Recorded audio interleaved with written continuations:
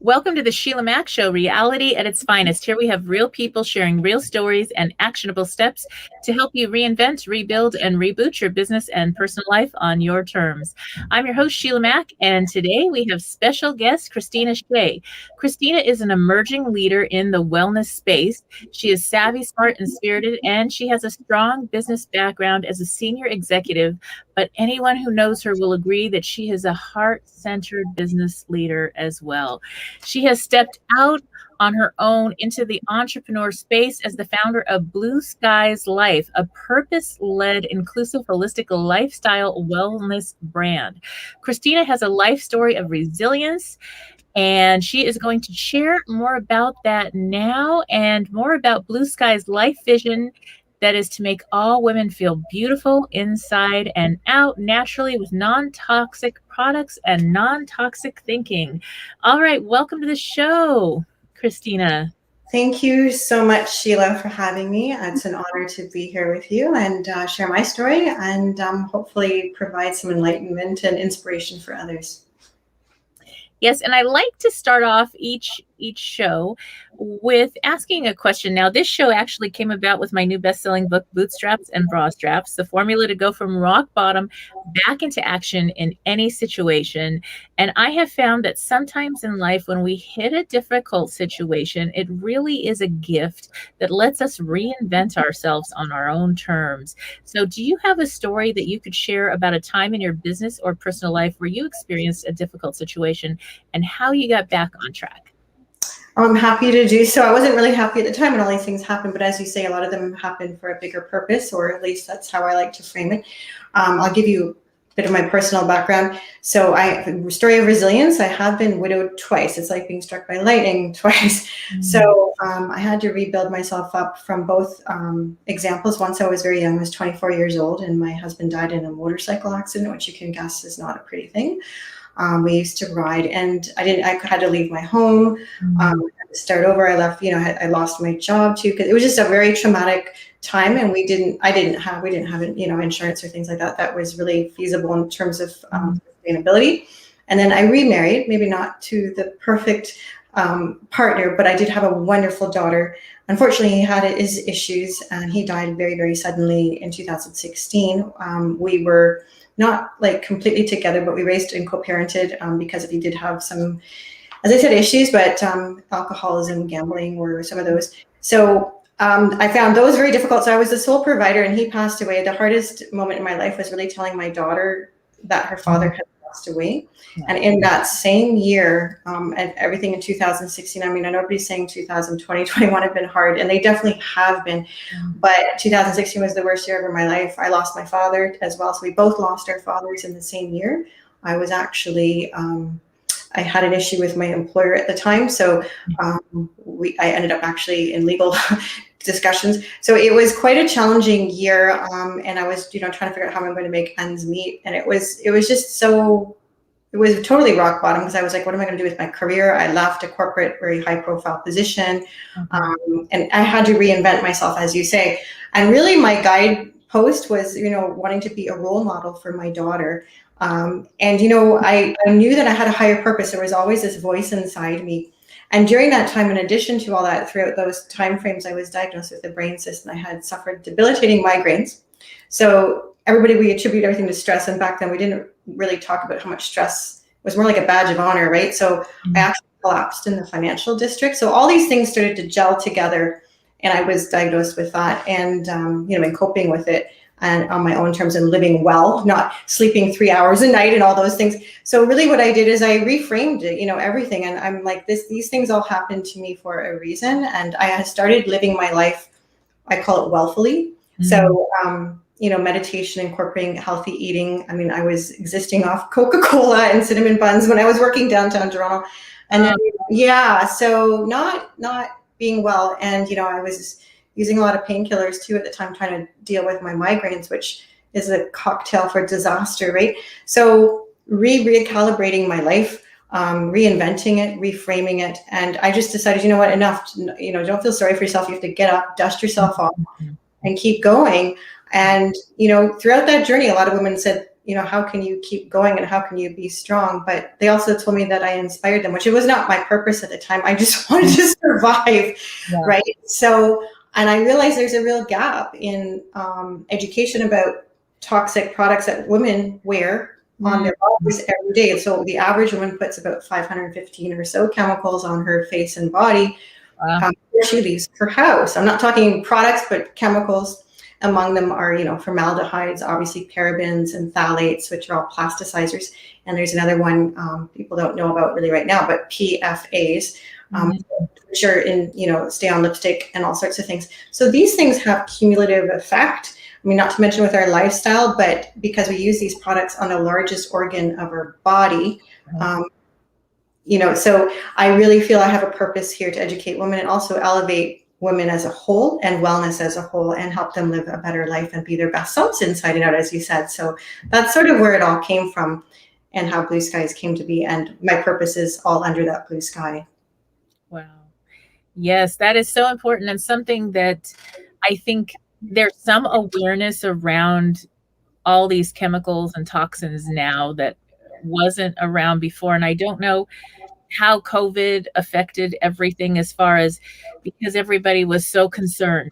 Mm-hmm. Everybody starts disinfecting and cleaning. Like, I had never cleaned my house. I cleaned my house. I had a cleaning service like the whole life because I always ran businesses. I never cleaned things so well in my life.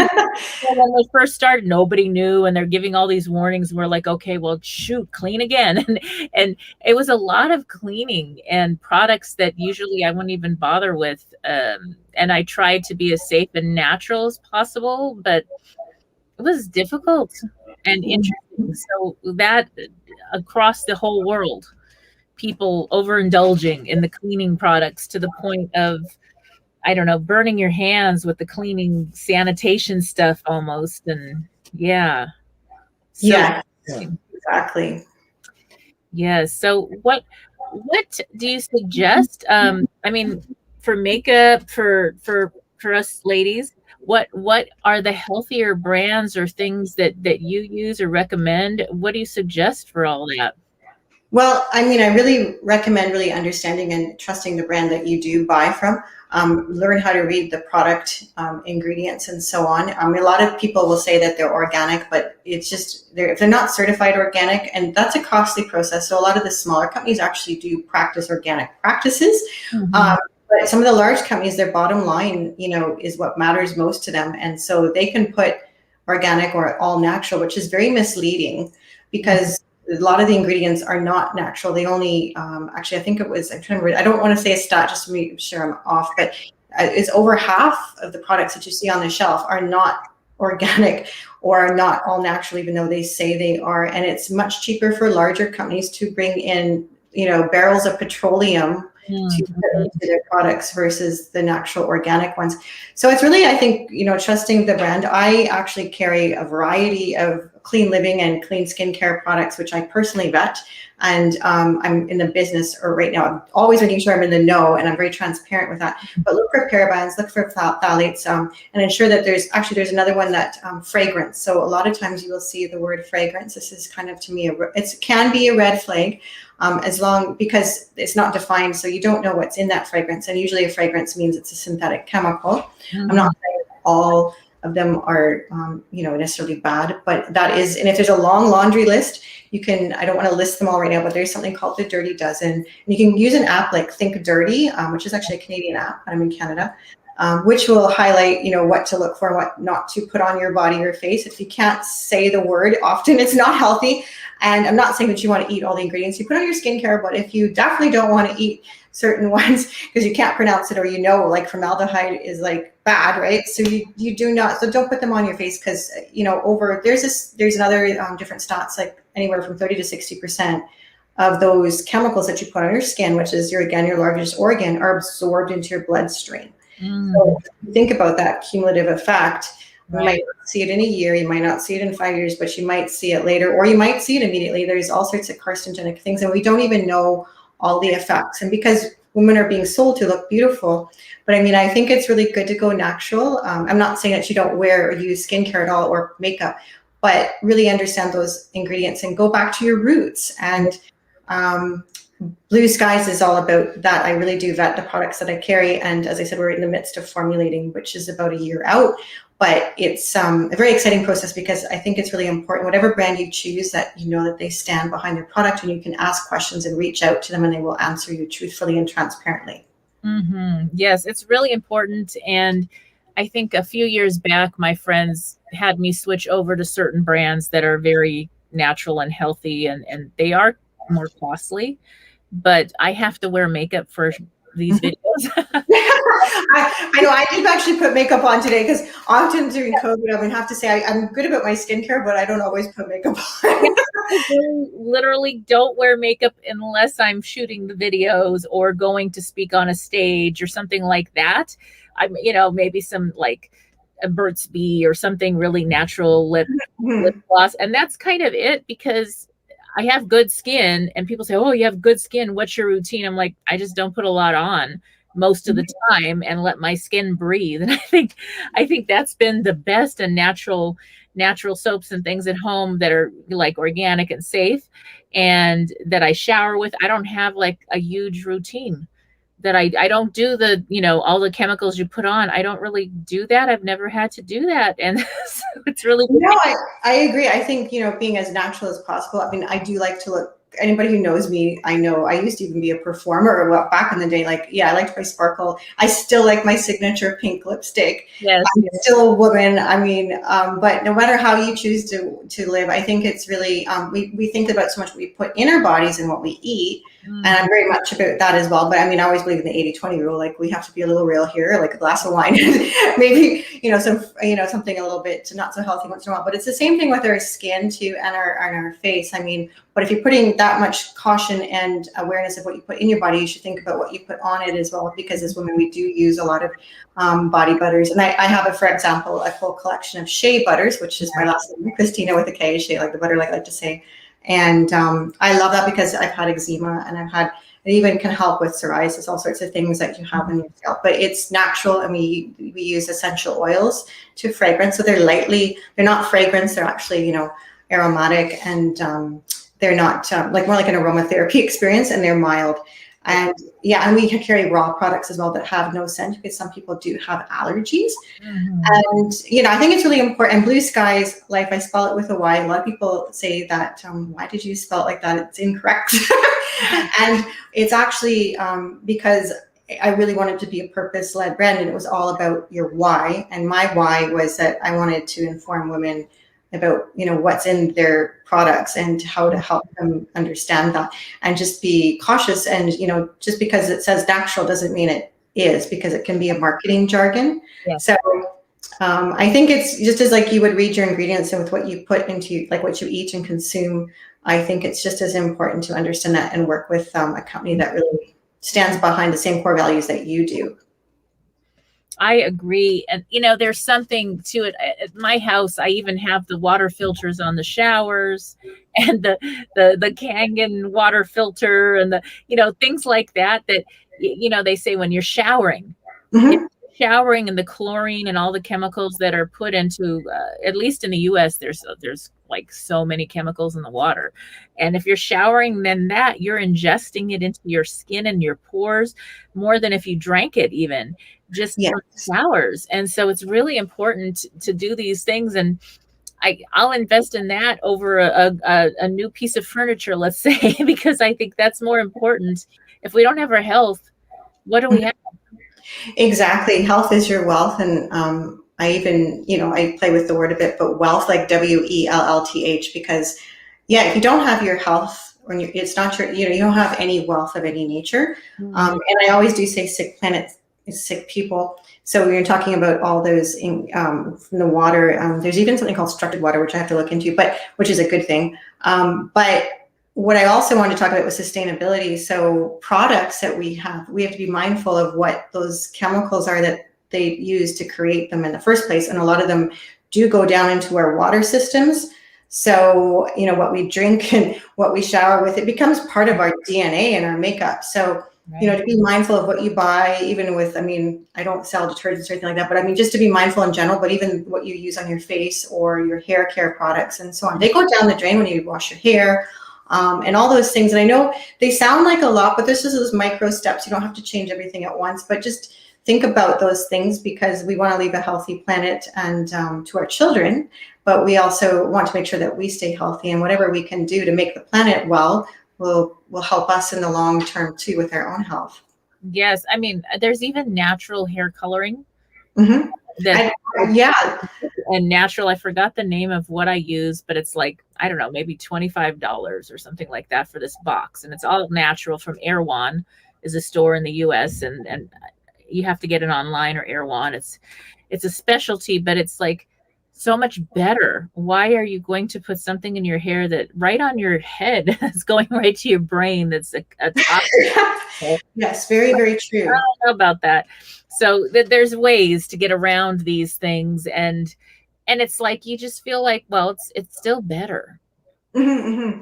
I think I think whatever you use. I'm not like I'm not going to say that you should have to change the world in a minute, but I think just those small steps and being aware is the most important thing that you can do. And to feel, I was talking about feeling beautiful, I think it also comes within, and we're talking about non-toxic products, but I also do talk about non-toxic thinking. So we could segue a little bit, but it's I think a lot of women, we have self-limiting beliefs, we have imposter syndrome, we have all these things, and a lot of toxic thinking. It can be self-imposed, but also from society that we've grown up with. So I like them to go hand in hand, because I think it's all about mindset as well. Oh, it's so much. So I adopted 3 children. I have 3 children from birth. So I have this big family, and 2 of my young ones had to go in for braces. And this, now they're in college and above. So this was a while back, but I went into I don't know, it was like the orthodontic lady sent me over to get the x-rays at a special place. And in the lobby, there's these TVs, and there was like 4 TVs on the same channel, and they were giving commercials about medications to take, and they also did Botox. So everything for your face or whatever. And so I felt beautiful and incredible and happy and well when I went in, and I didn't have my back up my phone with the ear pods or anything like that, because it was a while back, and so I didn't have that with me, and I was just sitting there, and everywhere you look there's this negativity. By the time I left, and I was young, and there was no wrinkles yet, there was nothing. I was perfect as could be, and I go to the car mirror and I was like, oh my gosh, and I started looking at my face and I was like, wow, maybe I do have something right there. And I thought, wait, that was all negative marketing, and everything about it was to make, and it was all toward women. Mm-hmm. There wasn't anything toward men at that point. And it was all to make you feel really bad about yourself, and that there's something wrong and you've got to go fix it. And it's got to cost a lot of money. Well, yes, exactly. Like they're marketing towards us, and all those magazines, photoshopped models who are 12. It's a terrible thing. I think we're starting to see a little bit of a shift with reality in terms of what a true woman is. And a woman can be any size, shape, gender, and still be beautiful, because I think it is about confidence. And when you're deteriorating a woman's confidence with those kind of, those things that are bombarding us in social media, as even our children are growing up with it. Yes, we have body acceptance, but we still have all these other things bombarding us. Like you have to look this way, wear these kind of clothes, you have to have this type of hair, it's still there. And so I think it's really retraining our own minds, but also then, bringing that up with our children, both for young men and women too, so that men don't put those societal definitions of beauty, because I really feel that beauty does come within, and there's nothing wrong with tweaking and doing. I don't judge, but at the end of the day, I think it should come from confidence and that light that comes out from you, and that's where the true beauty is. And every line that I have, I do so. I used to look at them critically. Right. I'm 48 years old. I'm proud of my age. I used to not tell my age, but I am 48 and proud of it. And I've been through so much, and I'm still standing here. And I'm very fortunate to, have my faculties and my legs and my arms all work. And, I do good things. I try to do good things in this world. And I think that's what's beautiful, is really giving back, but also you earned everything that you've done. Your laugh lines, those are last. When you've cried, you've cried. It's being human, and women are beautiful no matter how old they are or how young they are. I think it's just needing to find that self-confidence within, and that's what's really going to make you beautiful. Yes. I mean, and it's really crazy if you think you have to look a certain way for a guy. I have 5 sons and 1 daughter. And what they're looking for in a girl or young lady is completely different than what you think. They don't like the big eyelashes. They don't like the long they're like, oh, what is wrong? Why did she do that? She was great. And then she did all this and she looks weird. Because it's too much. This is what they're telling me. And I mean, even for myself, I'll go to, maybe to meet someone for coffee or something with a group, and I'm standing in line and I have like nothing is done, because it's like a women's group. We're going to talk and go do yoga or something. So we're like in our yoga gear. We're not like going to meet anyone. They'll come up to me and I'm like, guys will come up and they're like, hey. And I'm like, you're kidding. Like I have not even lipstick, nothing on. But they're like happier to talk to somebody natural. And so it's all in our brains and that marketing that happens. And so watch that. And I think there's marketing to boys and girls, young children that start off so young with a Barbie doll, and you got to look like this. Who the heck? Nobody looks like Barbie. Barbie can't walk. Barbie would fall over. Her feet are too She had a lot of operations to get that way.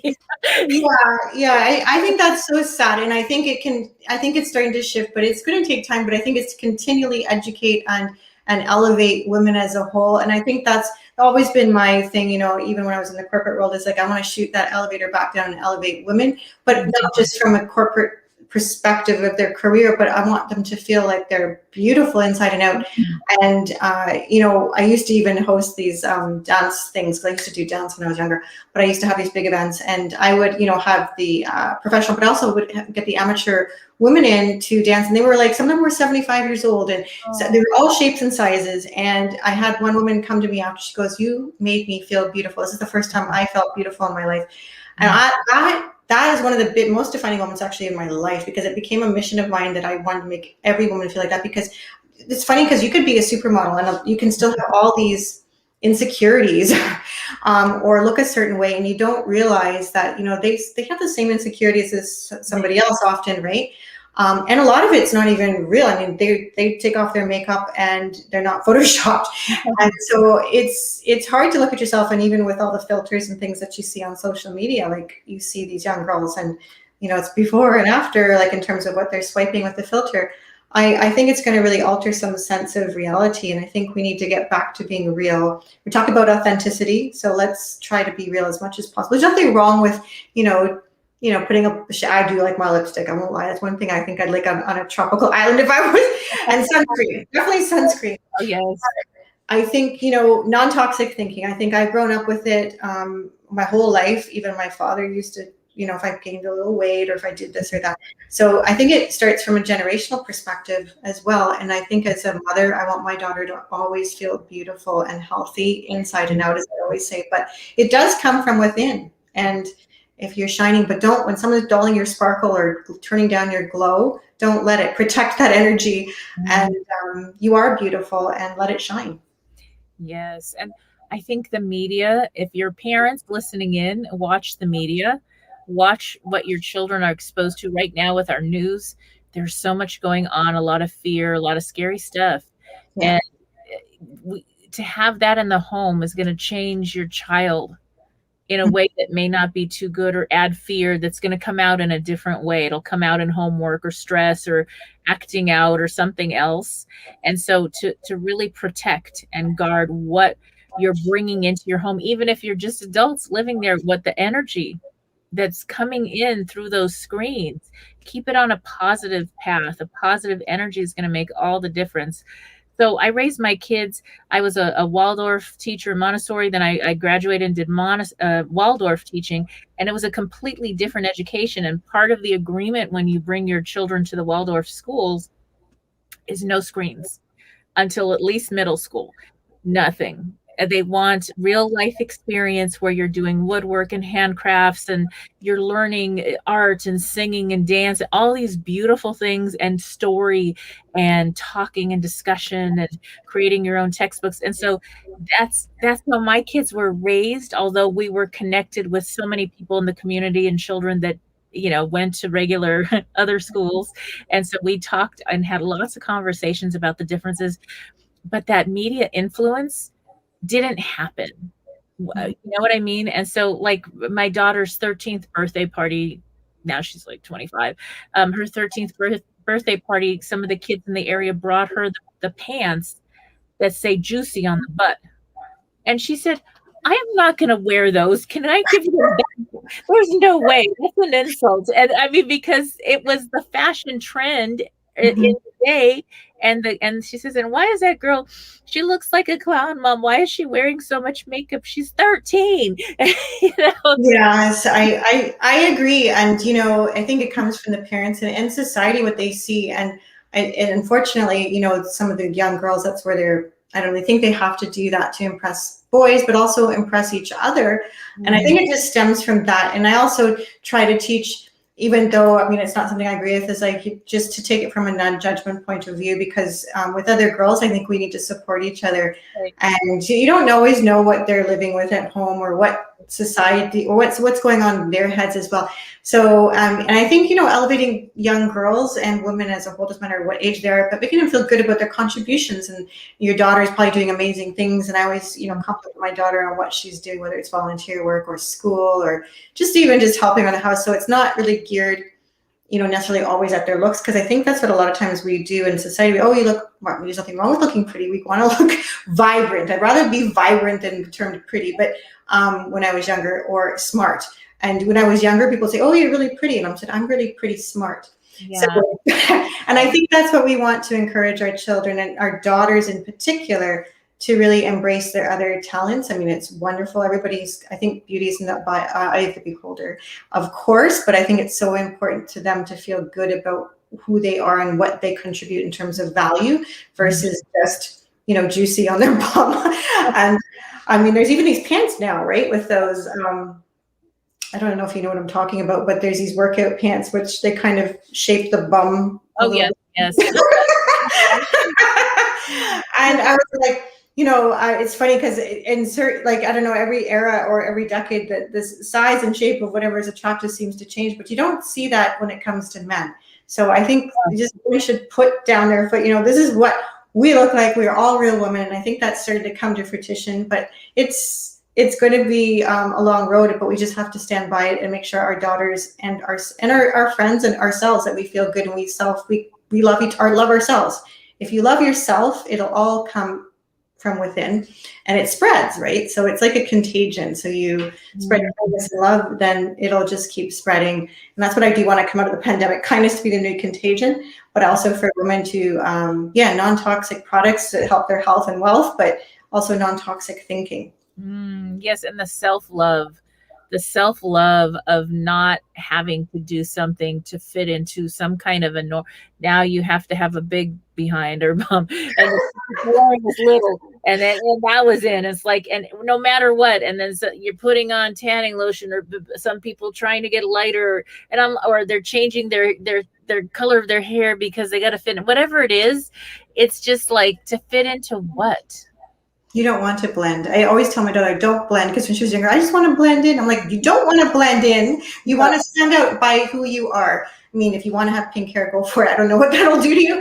But, it's more, I think it's more important just to think about, the mindset. You want to stand out and you want to be you authentically. That's what makes you beautiful. That's what makes you wonderfully unique, right? And there's no copy of you, right? You're the original painting. So do that. And I think that's just it's a mindset and self-love and self-care, because I always do talk about that, because, you're not going to keep your youth forever. You're going to get wrinkles. And there's a picture of, I think it was an Asian woman that I came across the other day, and it was like, happiness is beautiful. And she looks like she's 100 years old or something. And she has so many lines, but she is so happy, radiantly smiling. Right. But I think, beauty is really about what you give back and put out there. And, it all is, as I said, it's contagious, right? So if you make someone feel beautiful, and I don't mean just their exterior, but it will spread and they will do that in turn. And that's where I think women can really support each other as a whole. So true. I mean, one of the concepts in my book, the boots and the boots formula is being. It's who you're being and all you're doing and how you show up. Whether you're, cleaning your house or out, entertaining people or meeting new people, whatever you're doing, whatever you're called to do, how you show up is going to that's the beauty of it.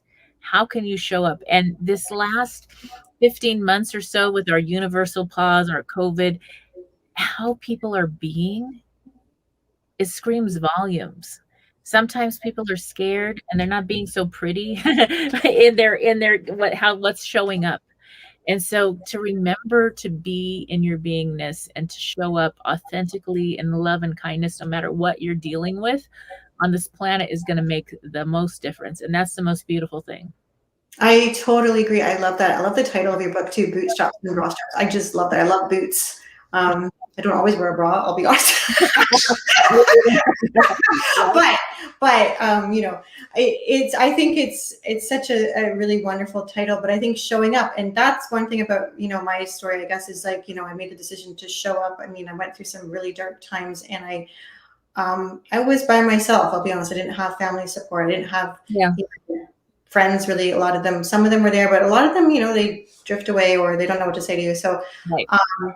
So I like to shine a light on other women and elevate them as a whole, because you never know when you might need that light shone on you and you're in the dark. So I think what comes around goes around, and talking about energy, and that's beauty in itself. Right. I love my products and everything very much, but it's very much about a mindset, and I always want that growth mindset and showing up even when you don't feel like it. Is key. And then reframing your perspective. And when you're going through a hard time, take some time to step back, maybe take a breath or two, or rethink it before you say something that might really hurt somebody, or scar them literally inside versus, not talking externally. But yes, and getting to that, going through that grieving process. I had, out of all my children, my youngest had a heart condition, and he did pass away December 21st, 2019. It was so hard for my family and I, and you kind of learn people that you didn't think were that close become your closest friends and help you out, and other people have no idea how to, like, what to say or do, so they do nothing. And it's a tough one, and it's such a personal journey to heal through a loss. It really is. Yeah. I so feel for you. My heart goes out to you. I'm so sorry for your loss. I mean, I think losing a child is just one of the worst things that can happen. I feel very blessed that I have my daughter out of all the things. And my heart goes out to you. I want to hug you through the screen. Because I know what it's like. And I still think it's an ongoing journey. Grieving is, and it's so fresh for you. And it's still reasonably fresh in 2016 it seems like a while, but it seems like yesterday. And even my first husband, it seems like yesterday. And my daughter, she doesn't have a dad. So, it's always trying to fill those boots for him too. But I think it is about showing up. And as you're right, there's so many people that you don't feel are necessarily your close friends, but they rise to the occasion. And then unfortunately, I try not to, it was hurtful, but then I step back and I'm like, well, maybe they just didn't know what to do or how to react. And that was try not to take it personally, but sometimes it is really hard to take. And, but I think you find your own people through it. You also find your strength. And from those awful setbacks and hardships, we find a message in how we can help others. And I try my best to help other women who've gone through loss or trauma. And I think that's kind of everybody talks about your mess and your message, but I really think finding purpose in that, and that, I'm being able to help maybe now, not just the power of one I always talk about, but it spreads. And I know that inspiration, and I didn't have that. I just had a survival mode, but I wish I had someone there for me. And I hope that I can do that for others at the same time now that I've survived. Yes, that's one of my first chapter was on grieving. I wrote the book before I had my loss. with my son. I had lost relatives, parents, things like that. And so I based that chapter on that. And I was like, oh my gosh, I wrote the book for myself. My goodness, how did I know? Like I needed it. And I thought, what can you do to help people to learn how to connect with those that are grieving? Because sometimes you just don't have the words if you haven't had the experience. So that's in there. And also just helping people honor the process. Because, like you said, years go by, it feels like yesterday. It really does. Mhm. No Mhm. question.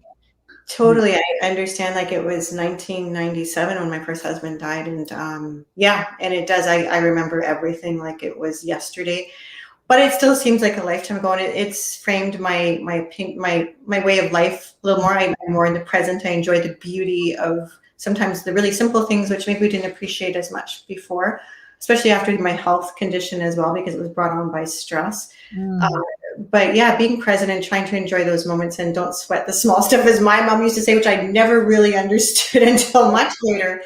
And yeah, those beautiful moments. And I like to think that, both of my husbands are there watching over, not just watching over, but actually experiencing some of the moments that I'm experiencing. mhm. So I try to take time to be grateful for.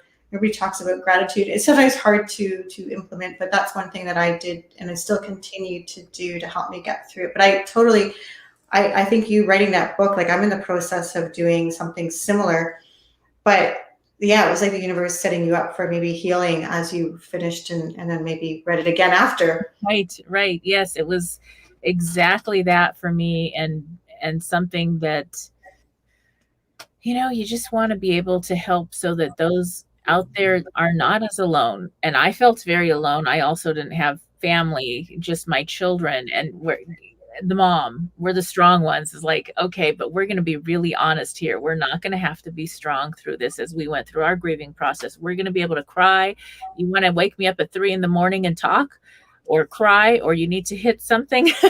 We'll hit a pillow or whatever we need to do to get through the different stages, and we will have open conversations. If you want to go to therapy, I paid for all that for everyone that needed it and wanted it whenever they want it.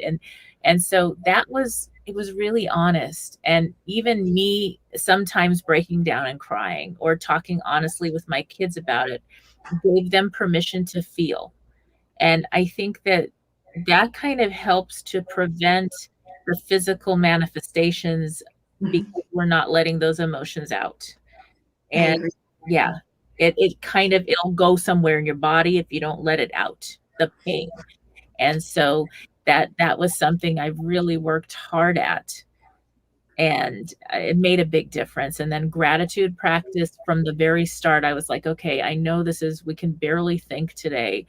What are we grateful for? What can we be grateful for? And it changed. The looks on my kids' faces were like, and I'm grateful for it. And they went to the grateful place, even though we were extremely sad and grieving. And it gave, I don't know, something, it brought more beautiful things into our life. And now there's the studies, scientific studies and spirituality studies. Whether you have a belief system or not, there's something to the meditation, prayer, to having that time and space. And when you look at the studies of people passing on, they they're connecting with those on the other side already. I totally agree with you. And Yeah, I'm people. I mean, I've always been in like what they call woo woo, I guess, but I'm like it's woohoo because you know what, it got me through a lot. And meditation, gratefulness. You might not do it every moment of your day, but I think when you appreciate the beauty of life or beauty of that flower, or looking up at the blue skies, which is what got me through. Because I was like, oh, there's this. I'm going through tough times. There's not even a blue sky right now. It's like a storm cloud. But I knew there'd be a blue sky maybe tomorrow or the next week. And when it is there, and right now it's, summer's here, and I'm just loving it because it's just such a reminder to me that no matter what the weather, it's really the blue skies are always there. It's just the rest is just weather. Right. So that's kind of how I frame it, because I know that's a famous quote by somebody, which I can't remember, but it's so true. And if you appreciate the beauty, more beauty will come because you're present and you see it And you can see that in people too. So, with your environment and your people and enjoying the beauty of our fellow women or our wonderful daughters and our in people as a whole, I think I think it's just a special thing, and the world would be much more wealthful. And I think that's really what you're saying is I so resonate with. Now, I have a question I always ask my guests, and that is, do you have a book that maybe affected you in your life in a positive way, a recommendation or a series of books that really made a shift for you in your lifetime? I read so many books, and I continue to read. And of course, your schedule gets so busy. But one that it's easy for me to digest, and it goes back to gratefulness and things. I think it's from Robin. I think it's Robin. I can never say his name. Sharma. And it's not The Monk Who Sold the Fry. I actually have not read that one. But it is. I think it's called Who Will Cry When You Die. And he's got daily affirmations, basically.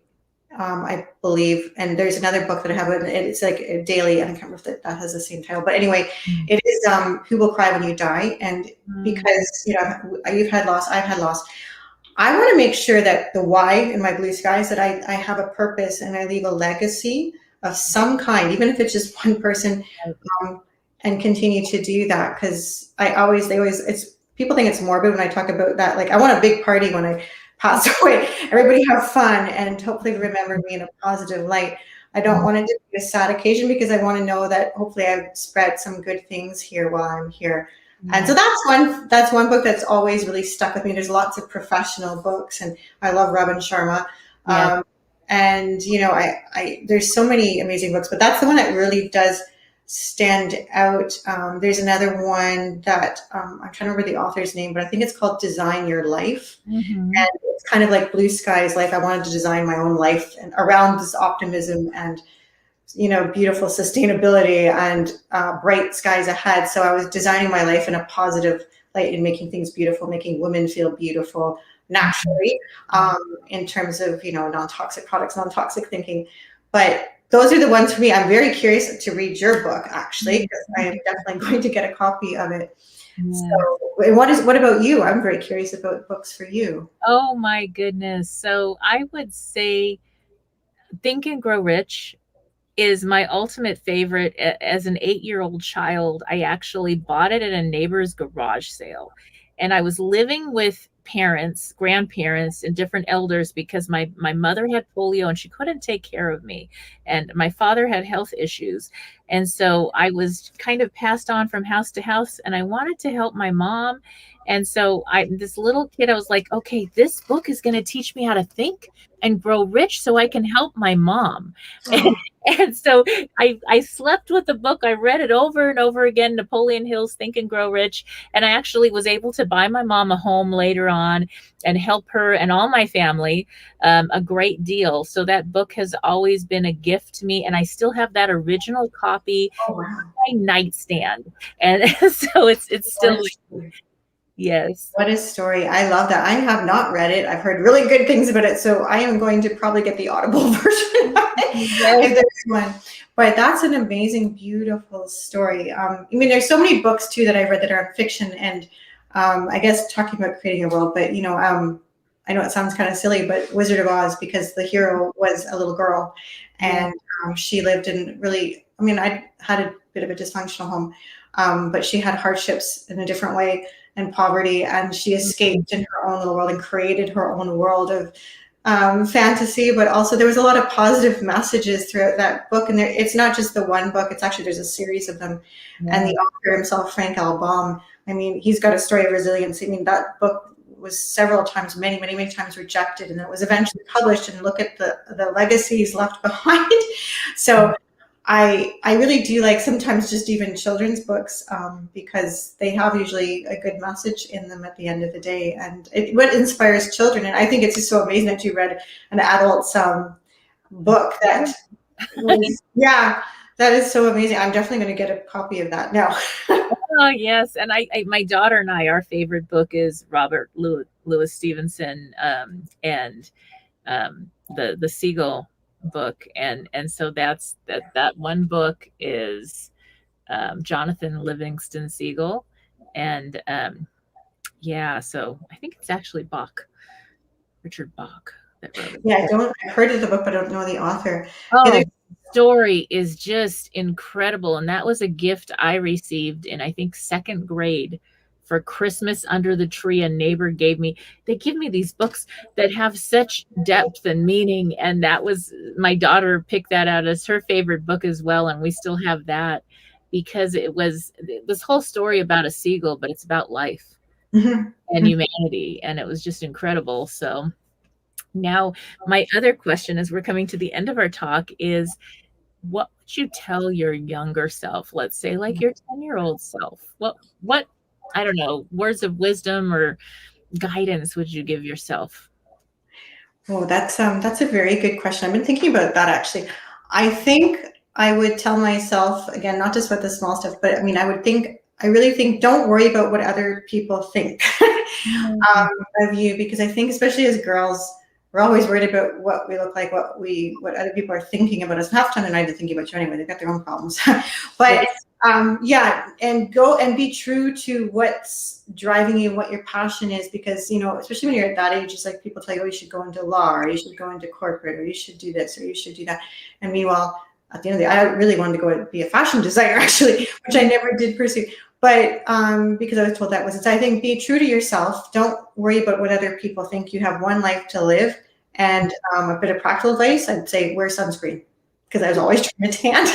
Was not a good thing for a very fair person. So yeah, sunscreen. Oh gosh, when I was little at 10 years old, I remember the adults would put like olive oil to go dry their skin in the sun, which didn't turn out very good later in life. Yes. There was like, maybe there was sunscreen, but we didn't have it. We would buy like certain brands would have oils that would make you get a more tan. I would just get red. I don't know. Yes, I would turn red and then maybe be a slight shade of golden fried, like a French fry.